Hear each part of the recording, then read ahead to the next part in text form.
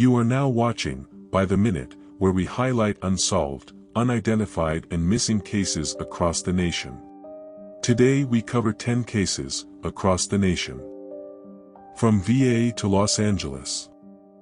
Jason Cortez, an award-winning international film artist, beloved son and husband, graduated from George Mason University with a Bachelor's of Arts in Film and Video Studies. Jason would take a trip to Los Angeles where he would spend time collaborating with a friend on a photography project. Jason would fly from Virginia to Los Angeles on September 9, 2021.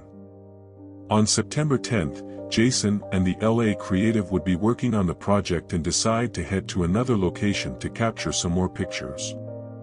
While they were leaving around 3:30 p.m., someone would be there lurking in the bushes. Jason's friend would hear a gunshot, turn around and see that Jason was on the ground. He would immediately run to his aid, call 911 and administer CPR. A hiker was out at the park and saw the suspect pop out of the bushes with a long rifle and run away. The hiker saw that Jason would be shot. He ran to help him, and when police got there he told them everything that he saw. The hiker told detectives that the suspect was about 75 to 100 feet away in a bush. He would poke out of the bushes and it looked as if he was holding a long rifle / that is when Jason would be shot in the back. The hiker also gave police a description of the suspect. The suspect is described as a Hispanic male, 5 feet 10 inches to 5 feet 11 inches and between 20 to 30 years old. The suspect wore a blue hooded sweater. Here we have shown the artist rendition of the suspect. Police believe that this was a case where Jason was at the wrong place at the wrong time. The shooting seems to be senseless, unprovoked and has no signs or ties to gang initiation. Jason had recently gotten married and bought a new home. He was on a trip doing something that he loved, and his family and friends continue to bring awareness to his case with a dedicated website celebrating Jason's life. The suspect used a rifle that was a small caliber like a .22, and authorities find it unusual that the suspect would be that far of a distance, and there were also no shell casings found at the scene. If you have any information about this case, please contact the LAPD. There is also a $50,000 reward that leads to the identification, arrest, and conviction of the suspect or suspects involved in this case. From California to Nevada. A man on a hiking adventure with a friend would find out that some friends cannot be trusted. Dwayne Ewers, a retired anesthesiologist from Southern California, would spend his free time during retirement doing some of the things he loved, hiking. Dwayne would take a trip with a friend to Mount Charleston in Nevada, with goals to take on a hiking adventure. Dwayne and his friend would be seen hiking the trail together at night on July 21, 1996 around 1 a.m. At this time witnesses would hear multiple gunshots. They would also notate that they saw the person with Dwayne, before and after the shots. Police would search the area and find that the suspect would attempt to drag Dwayne's body but stop due to the ground, making it too difficult to complete his horrendous act. Police would find that Dwayne's car would be missing from the scene. They would later find his vehicle months later parked in the parking garage at the Treasure Island Hotel. Here is an attached drawing is composite of the witnesses' statements. The suspect is described as a white male, 27 to 30 years old, well-built, 6 feet 1 inch, 180 pounds. Detectives would contact Dwayne's family and friends to see if they knew the suspect but do not recognize him. Today we ask our viewers for help. If you have any tips about this case or know the identity of the suspect, please contact LVMPD Homicide Section. New York to New Jersey. According to AAA, it's estimated that in 2023, 54.6 million people will travel more than 50 miles this Thanksgiving. For one man's family, they have missed his arrival since the last Thanksgiving that he was seen, more than 20 years ago. Ronald Miner, 38, was a Bronx, New York native, and he had family that was located in Penns Grove, New Jersey. For Thanksgiving in 2001 he would spend time with his family in Jersey. After the Thanksgiving festivities were over, Ronald would be seen leaving his family's residence and would never be heard from again. Ronald is missing. Together we can raise awareness and get tips to authorities. Ronald is a black male, 5 feet 11 inches, 150 pounds with black hair and brown eyes. One of his front teeth are chipped and he also goes by his middle name Vincent. Help us find Vincent. If you have any tips, please contact Penns Grove Police Department. New Jersey to Philadelphia. Two cousins would go out to a popular nightclub, but their car would lead investigators into an even deeper mystery. George Valles and his cousin Christian Maldonado would head to an exotic nightclub in Philly called Dangerous Curves on December 29, 2002. Dangerous Curves was located at 5921 Tacony Street in Philadelphia. The story would take a weird turn when investigators would find the cousin's car, a blue 1992 Toyota, located at a junkyard in Philadelphia. George and Christian obviously made it to Philadelphia, but how did their night out end up to leaving a clue at a junkyard? Together, let's keep this case in the light and get answers about their disappearance. George Valles is a Hispanic male, 5 feet 7 inches, 230 pounds, with brown hair and brown eyes. He was 32 when he was last seen, and at the taping of this episode he would be 53 years old. Christian Maldonado is a Hispanic male, 5 feet 6 inches, 185 pounds, black hair and brown eyes. He has a dragon tattoo on his left arm. He was 27 when he was last seen, and at the taping of this episode he would be 48 years old. If you happen to have seen these two cousins together that night or have any tips about their disappearance, please contact the Camden Police Department or Camden County Sheriff's Office. Sacramento, California to Honolulu, Hawaii.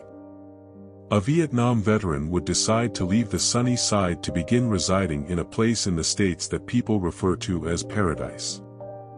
Daniel Lee Reich, a Vietnam War veteran, would live in Sacramento, California, and he would decide to move and live in Honolulu, Hawaii in 2012. Daniel enjoyed his stay in paradise but communicated with his family for his desire to move back to Sacramento, which was planned to do within the next year or few. Before heading back to California, Daniel wanted to get his benefit affairs in order. His family knew this, but Daniel missed this important appointment, and it was highly unlikely that he would with his plan of leaving Hawaii. Daniel would be reported missing on January 16, 2014. Daniel is a white male, 5 feet 10 inches, between 145 to 170 pounds with blonde hair and blue eyes. At the time he was last heard from he was 60 and would be 70 years old at the taping of this episode. With time passing, Daniel's beard and hair may be white. If you have any tips about Daniel's disappearance, please contact the Kauai County Police Department.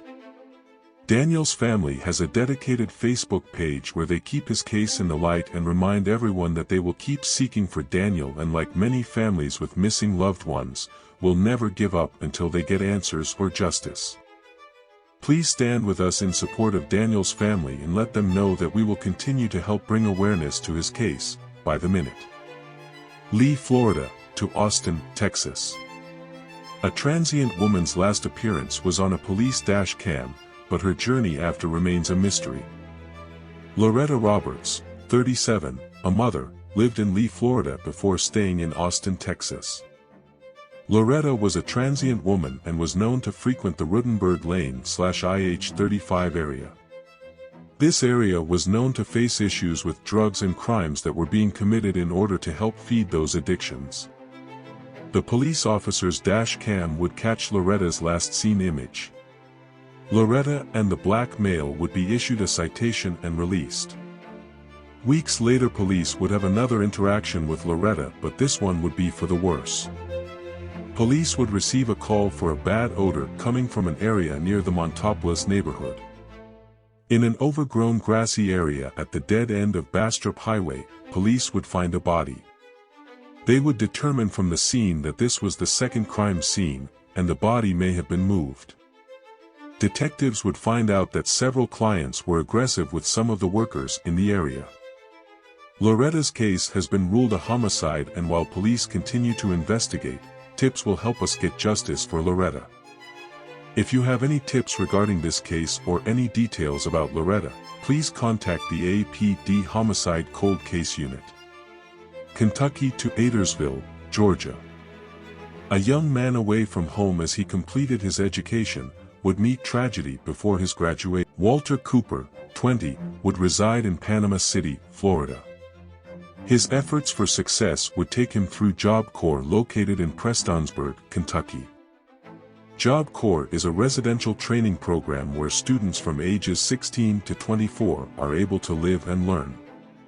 At the training program, students have access to high school education, career training, and job placement once they graduate from their programs. Walter would be last seen walking down the road in front of the Jobs Corps Training Center in Prestonsburg, Kentucky. Walter would be declared missing on September 20, 1992. Weeks later, police would discover the unfortunate end to a mystery that would turn into a homicide investigation. On October 6, 1992, police would discover Walter 20 feet from Martin Luther King Jr. Drive near the intersection of I-75 and Highway 140 in Adairsville, Georgia. Medical examiners would determine Walter's death to be a gunshot wound to the chest.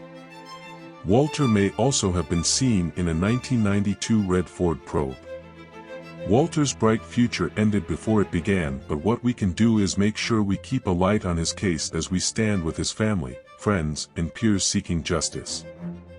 Help us get tips to authorities by contacting the GBI tip line. San Francisco, California to Inglis, Florida. Our next case has shaken a department for decades, being the oldest unsolved crime for this county. James Norris, 25, lived in San Francisco, California.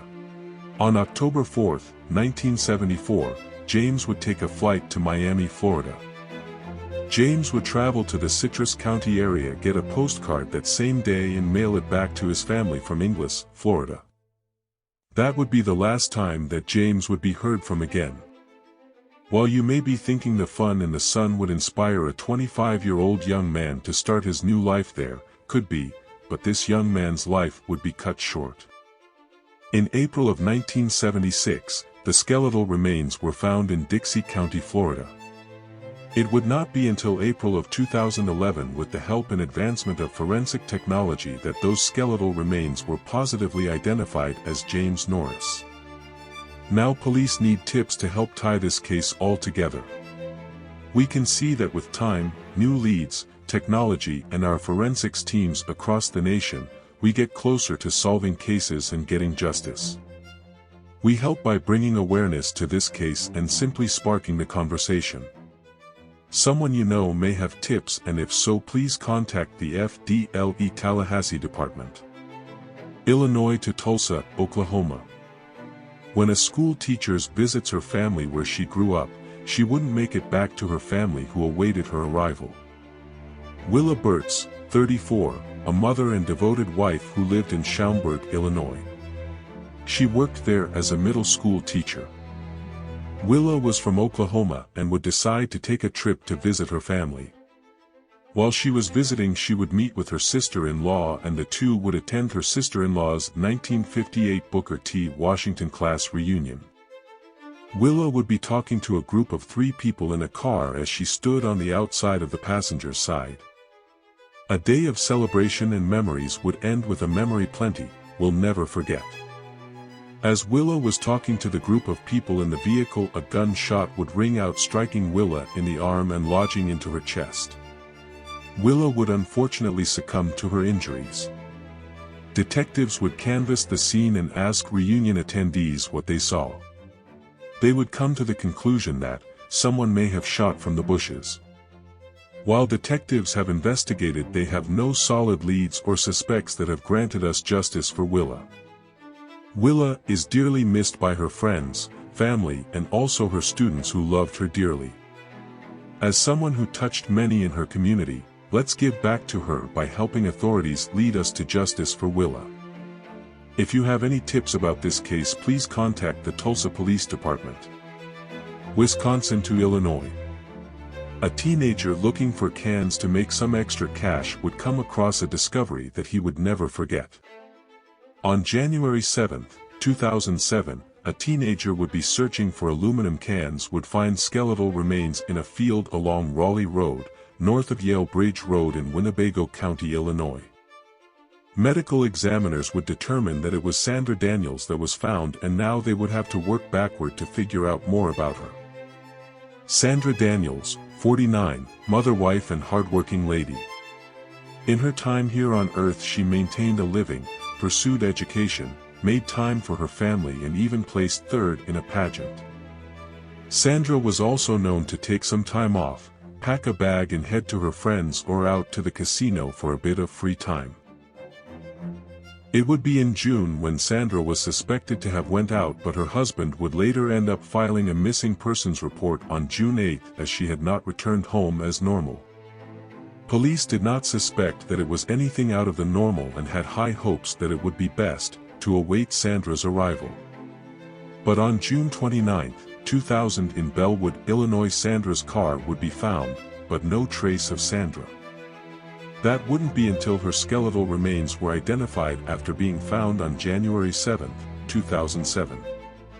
Detectives are investigating Sandra's case as a homicide and also know that she did leave on her own free will. As they continue to investigate this case, we can support by bringing awareness and helping them get more tips. If you have any details about this case, please contact the Winnebago County Sheriff's Police Detective Bureau or Rockford Crime Stoppers. On average, 2.5 million passengers travel by plane every day and 1.3 million people travel for work every day. Traveling is a way of life, and viewers watching today, we want to encourage you to live. Never take a day for granted. Find joy in your day and find a way to bring joy in another person's life.